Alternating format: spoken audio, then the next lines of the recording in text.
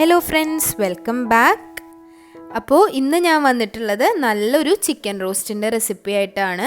നമ്മുടെ പാർട്ടികളിലും അതുപോലെ കല്യാണ വീടുകളിലും ഒക്കെ കിട്ടാറുള്ള നല്ലൊരു ചിക്കൻ റോസ്റ്റ് ഉണ്ട്. ഒരു ഗീ റൈസിൻ്റെ കൂടെയും അപ്പത്തിൻ്റെ കൂടെയൊക്കെ നമ്മൾ കഴിക്കാറുള്ള ഒരു ചിക്കൻ റോസ്റ്റ് ഇല്ലേ, ഏകദേശം ആ ഒരു ടേസ്റ്റുള്ള ഒരു ചിക്കൻ റോസ്റ്റാണ്. അതേ റെസിപ്പിയൊന്നുമല്ല, എന്നാൽ ഏകദേശം ആ ഒരു ടേസ്റ്റാണ്. അതുപോലെ തന്നെ അപ്പത്തിനും ചപ്പാത്തിക്കും പൊറോട്ടയ്ക്കൊക്കെ നല്ലൊരു കോമ്പിനേഷനാണ്. അപ്പോൾ നമുക്കതെങ്ങനെയാണ് റെഡിയാക്കുന്നതെന്ന് നോക്കാം.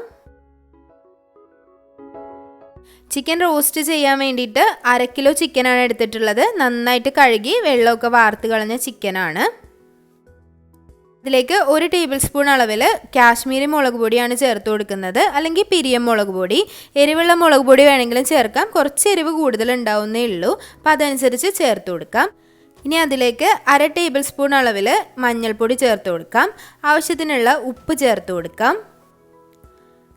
ഇനി അതിലേക്ക് ഒരു പകുതി നാരങ്ങ പിഴിഞ്ഞ നാരങ്ങ നീര് കൂടി ചേർത്ത് കൊടുത്തതിന് ശേഷം നല്ലപോലെ ഒന്ന് മിക്സ് ചെയ്തെടുക്കാം.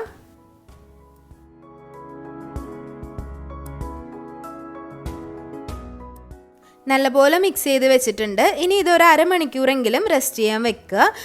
കൂടിയത് ഒരു 2 മണിക്കൂറൊക്കെ വെക്കുക കേട്ടോ, നന്നായിട്ടത് പിടിച്ച് കിട്ടും.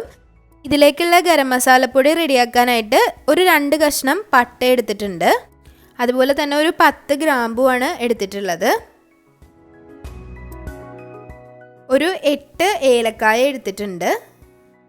3 ടേബിൾ സ്പൂൺ അളവിൽ പെരിഞ്ജീരകം കൂടി എടുത്തിട്ടുണ്ട്. 2 ബേ ലീവ്സ് എടുത്തിട്ടുണ്ട്. ഉണ്ടെങ്കിൽ മാത്രം എടുത്താൽ മതി, അല്ലാന്നുണ്ടെങ്കിലും കുഴപ്പമൊന്നുമില്ല.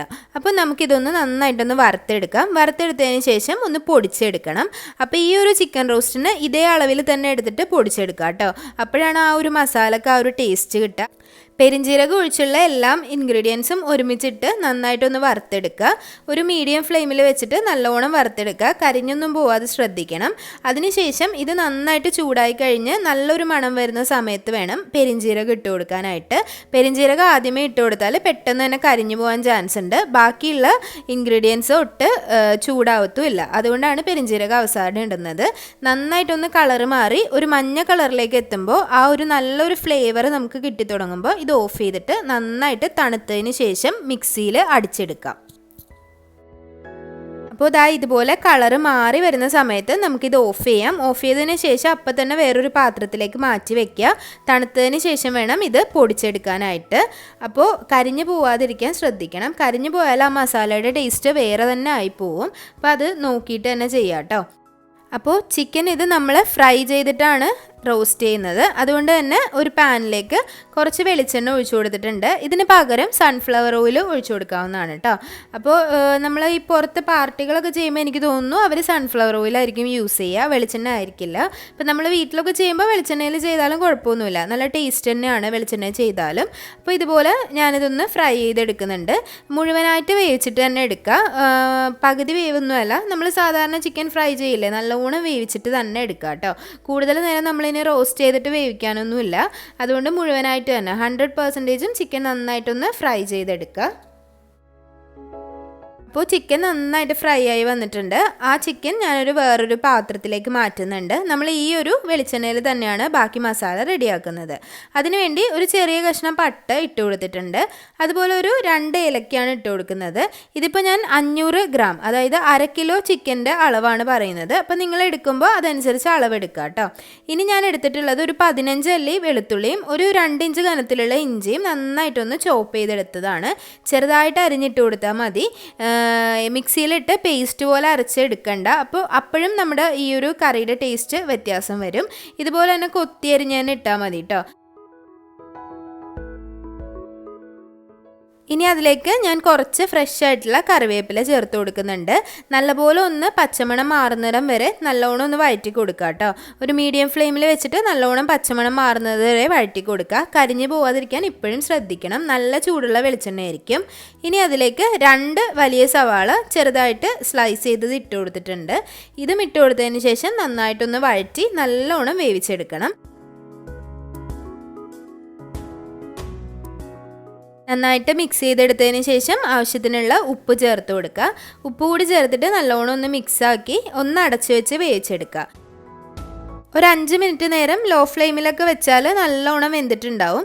ഇപ്പോൾ സവാള നല്ലോണം വെന്ത് വഴണ്ട് വന്നിട്ടുണ്ട്, ഉപ്പ് കൂടി ചേർത്തത് കൊണ്ട്. ഇനി നമുക്കിതിലേക്ക് ഒരു വലിയ തക്കാളി ചെറുതായിട്ട് അരിഞ്ഞത് ഇട്ട് കൊടുക്കാം. അപ്പോൾ തക്കാളി കുറച്ച് പഴുത്ത തക്കാളി ആണെങ്കിൽ നല്ലതായിരിക്കും. 1 2 എടുക്കാം കേട്ടോ. ഇതിപ്പോൾ നല്ല പഴുത്ത വലിയ തക്കാളി ആയതുകൊണ്ടാണ് ഒരെണ്ണം എടുത്തിട്ടുള്ളത്. മീഡിയം സൈസൊക്കെ ആണെങ്കിൽ 2 തക്കാളി ചേർത്ത് കൊടുക്കാം. ഇതും ഇതുപോലെ തന്നെ അടച്ച് വെച്ച് നന്നായിട്ട് വേവിച്ചെടുക്കുക. തക്കാളിയൊക്കെ നന്നായിട്ട് ഉടഞ്ഞ് മസാലയിലേക്ക് പിടിക്കുന്നിടം വരെ നല്ലോണം ഒന്ന് വേവിച്ചെടുക്കുക. ഇനി അതിലേക്ക് ഒരു 1/2 ടേബിൾ സ്പൂൺ അളവിൽ മുളക് പൊടിയും 1/2 ടേബിൾ സ്പൂൺ അളവിൽ മല്ലിപ്പൊടിയും ചേർത്ത് കൊടുക്കുക. വേറെ നമ്മൾ മഞ്ഞൾപ്പൊടി ഓൾറെഡി ചിക്കനിൽ ചേർത്തതുകൊണ്ട് മഞ്ഞൾപ്പൊടി ഇനി ചേർക്കുന്നില്ല. തന്നെ നമ്മൾ പൊടിച്ച് വെച്ച ഗരം മസാലയിൽ നിന്ന് ഒരു വലിയ ടേബിൾ സ്പൂൺ ഗരം മസാല കൂടി ചേർത്ത് കൊടുക്കാം.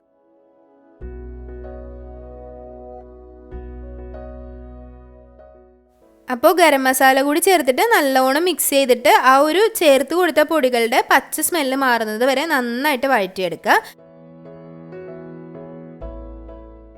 നല്ലപോലെ പച്ചമണം മാറിയതിലേക്ക് ഞാനൊരു 1/2 ടേബിൾ സ്പൂൺ അളവിൽ സോയ സോസാണ് ചേർത്ത് കൊടുക്കുന്നത്. കൂടുതൽ ചേർക്കരുത്, വളരെ കുറച്ച് ചേർക്കാൻ പാടുള്ളൂ. ആ ഒരു പ്രത്യേക ഒരു ഫ്ലേവർ കിട്ടാൻ വേണ്ടിയിട്ടാണ്. അപ്പോൾ ഒരുപാട് സോയ സോസ് ചേർക്കാൻ പാടില്ല കേട്ടോ. ഇതിപ്പോൾ ഞാൻ 1/2 കിലോ ചിക്കന് 1/2 ടേബിൾ സ്പൂണാണ് ചേർത്തിട്ടുള്ളത്. അപ്പോൾ നിങ്ങൾ 1 കിലോയ്ക്കാണ് എടുക്കുന്നതെങ്കിൽ 1 ടേബിൾ സ്പൂൺ ചേർത്താൽ മതി, ഒരുപാട് ചേർക്കരുത്. അപ്പോൾ ഇത് ഡാർക്ക് സോയ സോസ് ആയതുകൊണ്ട് തന്നെ ആ ഒരു മസാലയുടെ കളർ തന്നെ മാറിയിട്ടുണ്ട് കേട്ടോ. 1/2 ടേബിൾ സ്പൂൺ തന്നെ ഒഴിച്ചിട്ട് നല്ലൊരു കളറൊക്കെ മാറി ഒരു നല്ല ബ്രൗൺ കളറായിട്ട് വന്നിട്ടുണ്ട്. ഇനി നമുക്ക് ഇതിലേക്ക് വേവിച്ച് വെച്ചിട്ടുള്ള ചിക്കൻ ചേർത്ത് കൊടുക്കാം. നന്നായിട്ട് ഫ്രൈ ചെയ്ത് വെച്ചിട്ടുള്ള ചിക്കനാണ്.